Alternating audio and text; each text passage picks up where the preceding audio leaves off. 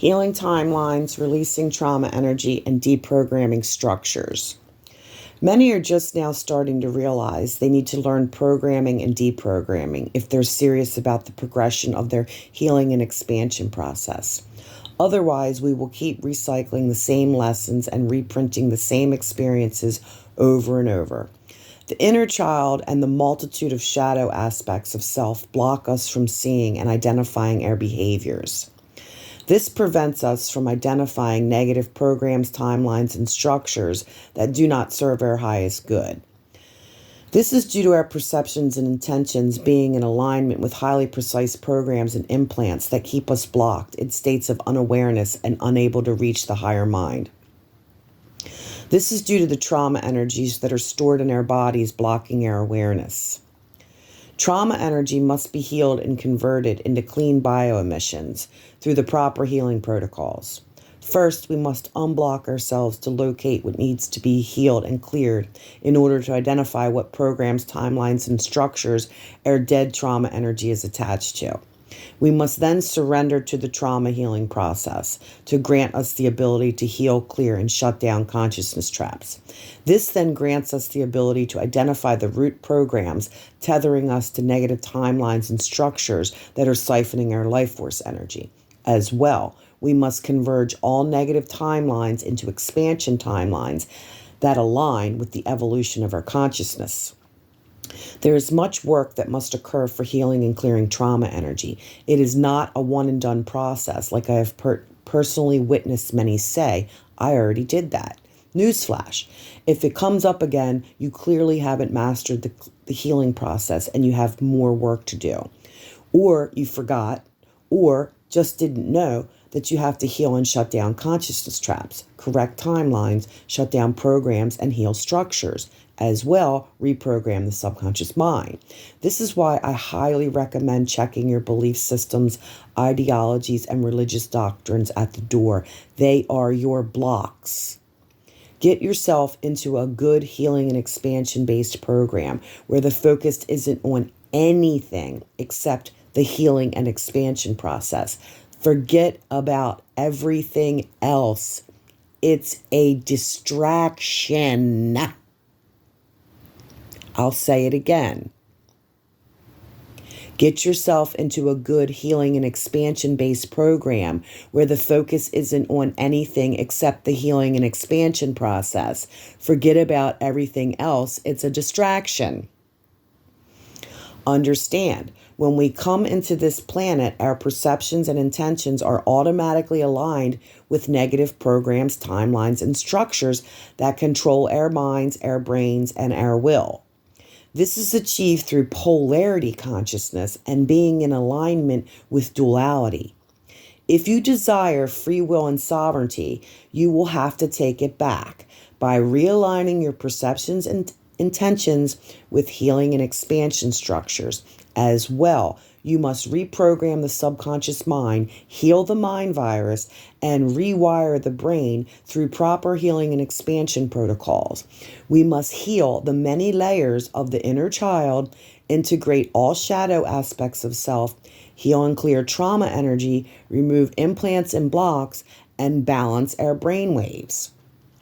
Through real-life challenges and project-based learning, we're able to create the circumstances to comprehend our human programming by understanding the complex consciousness structures that our minds, brains, and will are in alignment with, perceptually and intentionally. We created templates to assist in reprogramming the subconscious mind and rewiring the brain.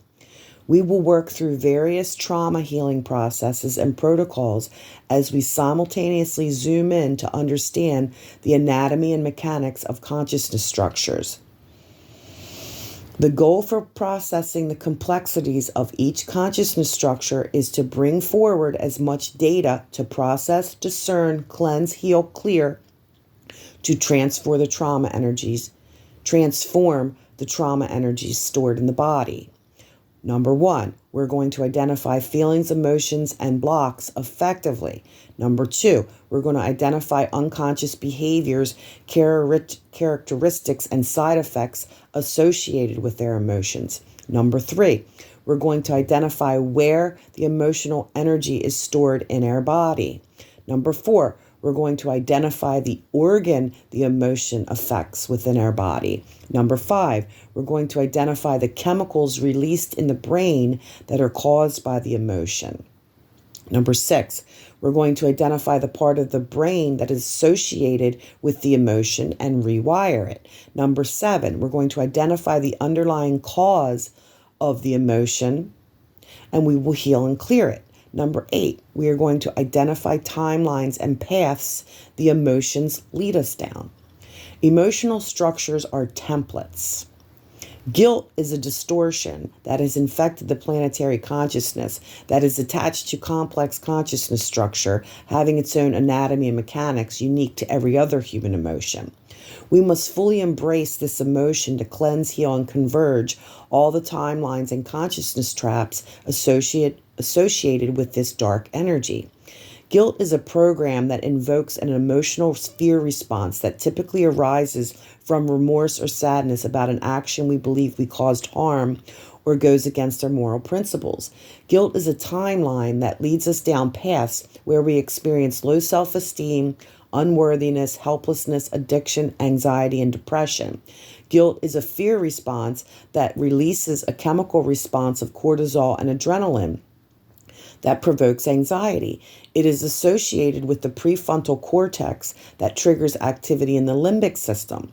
Guilt feelings are mapped primarily in the heart, followed by the head and stomach, being a self-conscious emotion that involves negative evaluations of the self, feelings of distress, and feelings of failure. We must rid our bodies of these negative polarized emotions that have nothing to offer us except mental illness, disease, suffering, and the belief that we can die. Shame.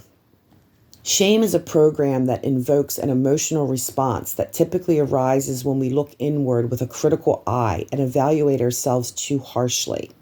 As well, oftentimes for things we have little control over.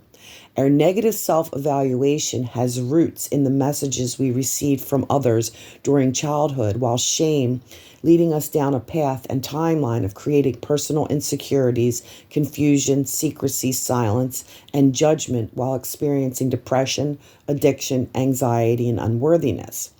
Feeling ashamed correlates with poor self-esteem, negative self-concepts, and multiple mental health issues that increases the risk for a range of high-risk behaviors, including substance use, self-harm, and suicide. Shame releases cortisol and adrenaline, with the experience of shame being connected to the limbic system that influences the autonomic nervous system, which is responsible for the fight or flight response. While many people have a physical response to shame, others hold it in different parts of their body. It may be a pit in your stomach, tension in the shoulders, or discomfort on the skin. Shame is attributed to a deep confusion that causes us to retreat and minimize ourselves. Shame can stem from our own poor choice or harmful behaviors, or from unfortunate circumstances such as poverty, mental illness, or a chronic disease. We feel shame for our addictions and afflictions, while also for humiliating events or uncomfortable feelings about life events. In Module 2, we will deepen our awareness and develop our ability to recognize when we're blocked by understanding consciousness traps, programs, and timelines to heal and clear trauma energy, to converge timelines and collapse dead energy structures.